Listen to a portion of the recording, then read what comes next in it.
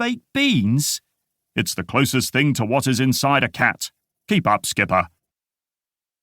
The cat essence was split in two so she could still stay as Mean Cat, but also double up as a new Mean Cat. It's Auntie's cat, you fool, came the voice of Tinkles, the annoying canary who lived with him next door.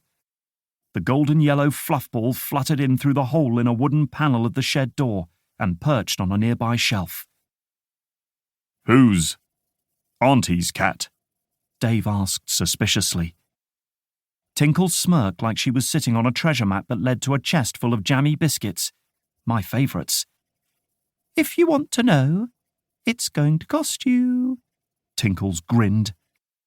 Dave blew out hard from his beak, leaving a smoggy stain on the only clean part of the window. What do you want, Tinkles? Tinkles strolled along the shelf, lightly dragging the edge of her bright wing along the jars. The human man has me on a diet of birdseed and air, she whined. It's top-quality stuff, but it tastes like a baboon's bottom. What's that got to do with us? I asked. I need some of your biscuits to wash the flavour out of my mouth. Tinkles shrugged. And then I'll tell you everything you need to know about Auntie's cat. Dave scoffed. No, absolutely not. There's barely enough biscuits for me. Or me, I chimed in. We'd been scammed by Tinkles in the past, and Dave had barely gotten over the time she invited every single bird in the neighbourhood round to eat all the biscuits in the human lady's house. Fine, Tinkles said. She plumped up her feathers and made to look like she was heading off. I don't suppose you need to know why even Mean Cat is terrified of her. I glanced out of the window again and was struck that Mean Cat didn't seem to be outside for one of her pigeon ambush patrols, but that instead she was indeed cowering behind the bin, hopping from paw to paw, trying to stay out of Auntie's cat's view. I never wanted to listen to Tinkles normally. She was full of hot air and canary dust, but there was a tense knot in the pit of my belly about Auntie's cat.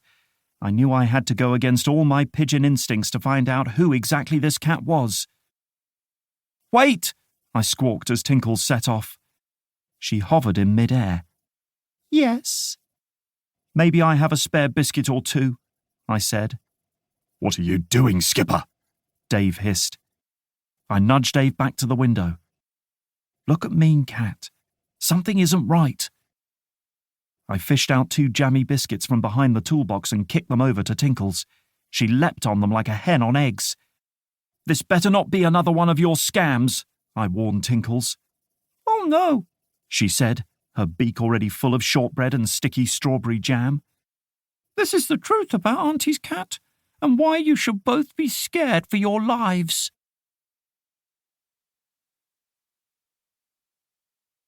Chapter 2. The Truth About Auntie's Cat. Long ago, deep beneath the earth, a darkness spread. It took hold like a fire, tornadoing up from the core, erupting in a poisonous gas, choking, stifling. What does this have to do with Auntie's cat? I asked Tinkles. Nothing, she said, annoyed by my interruption. I just like to start all stories like that. It's true, Dave said. Yesterday, Tinkles told me a story about the time she found an old banana skin hanging between the slats of a park bench, and it started exactly the same way. Gah! This was not worth giving up 2 jammy biscuits for, and my grumbling tummy agreed. Get to the bit about the alien birds swarming in through the blood-red skies. Dave egged Tinkles on. Dave! I exclaimed. Don't you want to know about Auntie's cat? Tinkles literally said 10 seconds ago that we should be scared for our lives. Dave tapped his head with his wing thoughtfully. I knew he was really struggling. He wanted to hear the dramatic, irrelevant story, but also didn't want to lose his only remaining wing in the second chapter of our own story.